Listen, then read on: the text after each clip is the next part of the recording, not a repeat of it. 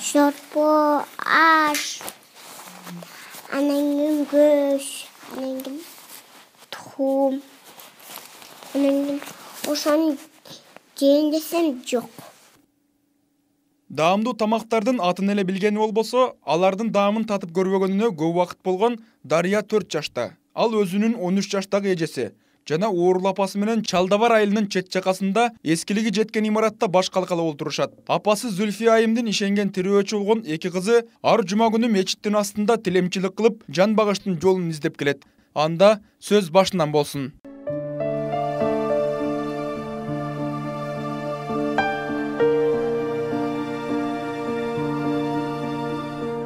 Зүлфия Ахмедова Тажикстандын Жергетал аймагынан келген кайрылман кыргыз. Анын биринчи жолдошу тажик улутунан болгон. Жана ал кыргыз-тажик жаңжалында каза тапкан экен. Ал бөтөн жерде кыйналып жүрүп, өз элиме барсам колдоого алынып бутума туруп кетермин деген үмүт менен жалгыз кызын ээрчитип Кыргызстанга келет. Бирок бул жага келгенден кийин да жыргап жашап кеткен жок. Алга Чалдабарда бир орус улутундагы жарандын үйүн ижарага алып, бирок аны төлөй албай чыгып кетүүгө аргасыз калган. Андан соң бир канча жерде суукка, караңгыга карабай баш калкалап келген. Башында ысык көлдө кишиге турмушка чыгып, кызы экөөсүн сабап үйдөн кууп чыккан экен. Ысык көлгө турмушка чыксам, арак таап ке, тамеки таап ке деп күндө сабайт деп ошону. Тажикстандан кичине вештерим бар деп ошону ысык көлгө тиштеп өзүм түндө саат 1-де 6 километр жерге качып барып, мына кызым 1 айлыгы деп таштап качып келем. Ошону улуу кызымды сабап, өзүмдү сабап, эшикти бекитип алып, тажиксиң сен деп. Тажикта эмесмин, кыргызда эмесмин. Алхамдулилла бусурмам. Ушунда келип, көлдү да көрүп келгениме 5 жыл болуп, мартта 5 жыл болот мына кызым бешикке чыгат. Анын улуу кызы Фатима 13 жашта. Кызым билим алсын деген максатта аны балдар үйүнө берген. Көп вакыт өтпөй ал жердеги орус кыздардын жасаган кысымынан улам чыгып кетүүгө туура келген. Ден соолугу начарлап, азыркы учурда үйдөн алыс чыга албаган Зүлфия айымдын эки кызы ар аптанын жума күнү Карабалта шаарынын Борбордук мечитине барып, кайырчылык кылышат. Ар аптанын жума күнүн үмүт менен күтүп келген бул үй бүлөнүн эң кенже кызы Дария даамдуу тамактарды жегиси келерин айтып, жарык жана жылуу үйүбүз болсо деп кыялданат. Эчиң экөөң мечитке барасыңарбы? Эмне кыласыңар ал жакта? Андабы? Суранабыз. Эмне деп суранасыңар? Акча бергиле десек бербейттер. А силердин кандай үйүңөр болушун каалайт элең? Менбе? Жылы суу бар, мызык суу бар ошондогонда. Дагы кандай болсо? Мындай диваны бар, пешкеси бар, түтөбөчү.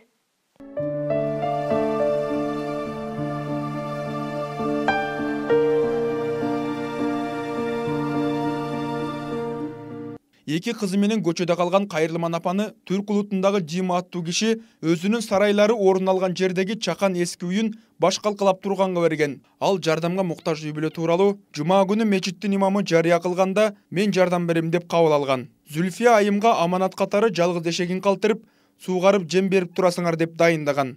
Зүлфия Ахмедова үңкүрдө болсо үйүм бар деп эски, терезелери сынган муздак үйдүн барына каниет кылып, ошол жерде жашап келатат.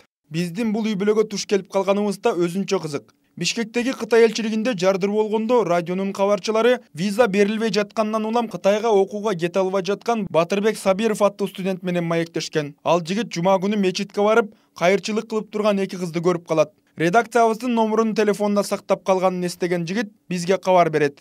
Чыгып баратсам, мечиттин оң жагында турушуптур, барак көтөрүп, жардам керек, ата-энем ооруйт, ошол сыяктуу. Анан мен улам баргым келбеди, себеби дегенде булар тоңуп жаткан болчу келсең, могу барагын. Анан бир сыйра баракты карадым, монтип жазып алып турушкан экен коробкасы менен. Тиги кыздын аягыны тоңуп калган сезимде кирип, өздөрүнө наська алып бердим анан башка. Ушул үйүңө мен негизинен кызыктым да, жеке жашоолоруна. Чынбы же бул жалганбы?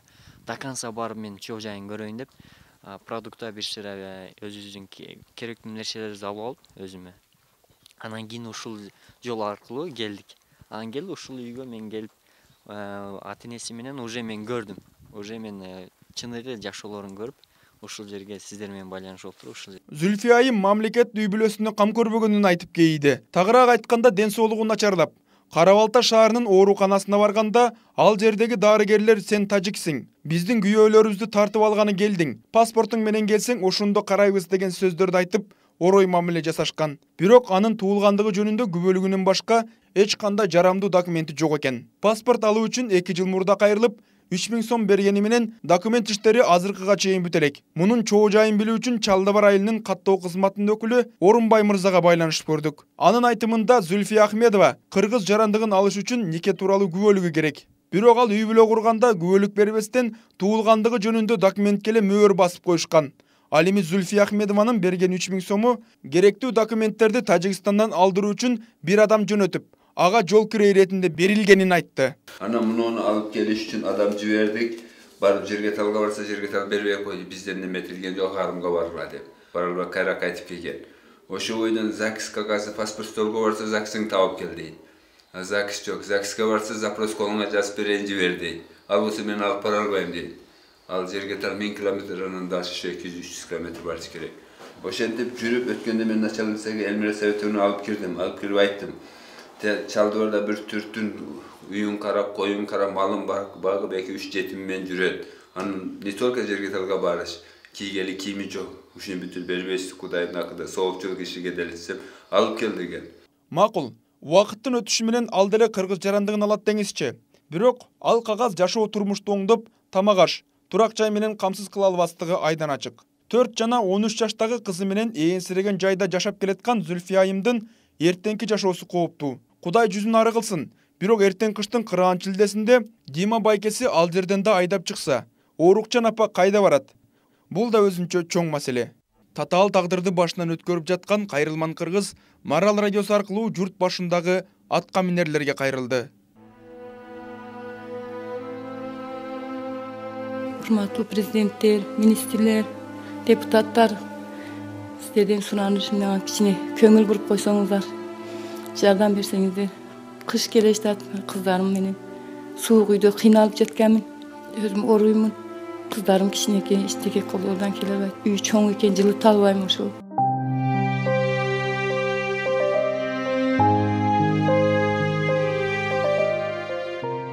Даамдуу тамактарды жегиси келип, аларды кыялында эле көрүп жүргөн 4 жаштагы Дарья оорулуу апасы жана эжекеси менен бирге ээн талаада жардамдан үмүт үзбөй, кайдыгер эмес мекендештерди дайым күтөт. Түмөнбай Абдинабий уулу, Марал радиосу.